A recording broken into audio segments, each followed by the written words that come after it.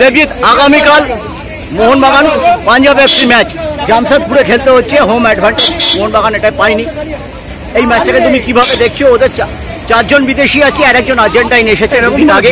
বিদেশি নিয়ে কোনো ব্যাপার নয়। এই মুহূর্তে মোহনবাগানের যা টিম, প্রত্যেকটা জায়গায় খুব ব্যালেন্স টিম। যদি নিজেদের কোয়ালিটি অনুযায়ী 70-80% ফুটবল খেলতে পারে তাহলে অবশ্যই থ্রু হওয়া উচিত। খুব ডিফিকাল্ট হওয়ার কথা নয় ম্যাচটা, তবে অনেক কিছু ডিপেন্ড করবে। যা সিজন শুরু হয়েছে, অনেকেই প্রি সিজন করেনি, অনেকে অনেক পরে লেটে জয়েন করেছে ডিবিরা, সেহেতু একটু প্রবলেম অবশ্যই হবে। আমার মনে হয় সেকেন্ড হাফে ম্যাচটা নিজেদের গ্রিপে নিয়ে নেবে। আর এবছর ওভারঅল মোহনবাগান টিম 80 কোটির টিম, 3টে বিশ্বকাপ, আর এটা নিয়ে তুমি কি বলবে? 80 কোটির টিম হলে যে চ্যাম্পিয়ন হবে কোথাও নেই।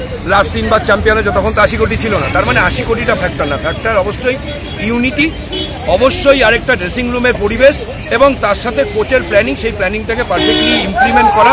এই জিনিসগুলো ডিপেন্ড করে একটা টিমের সাকসেসের জন্য। 80 কোটিটা ভাইটাল হয়।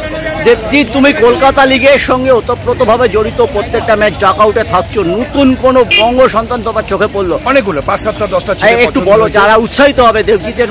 রবি হাসদাকে আমার ভীষণ ভালো লেগেছে, বাট 3-4 জনের ছেলেটার খেলা ভালো লেগেছে, বাট আমি পারফেক্টলি সত্যি নাম জানি না ছেলেগুলো।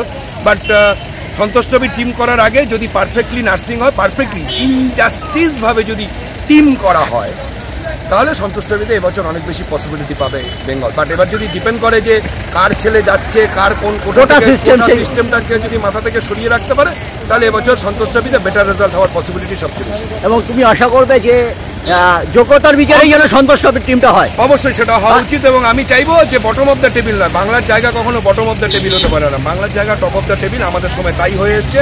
পরপর 6 বছর চ্যাম্পিয়ন হয়েছিলাম আমরা সেই সময়। তো আমি চাইবো সেরকম একটা সাকসেস পাক। তুমি এরকম একটা ইস্যুতে মেয়েকে নিয়ে এসেছো? না, এটা আমার মেয়ে আর বউয়ের বহুদিন ধরে ইচ্ছা ছিল। আচ্ছা। তার সাথে আমার আরেক বোন এসছে।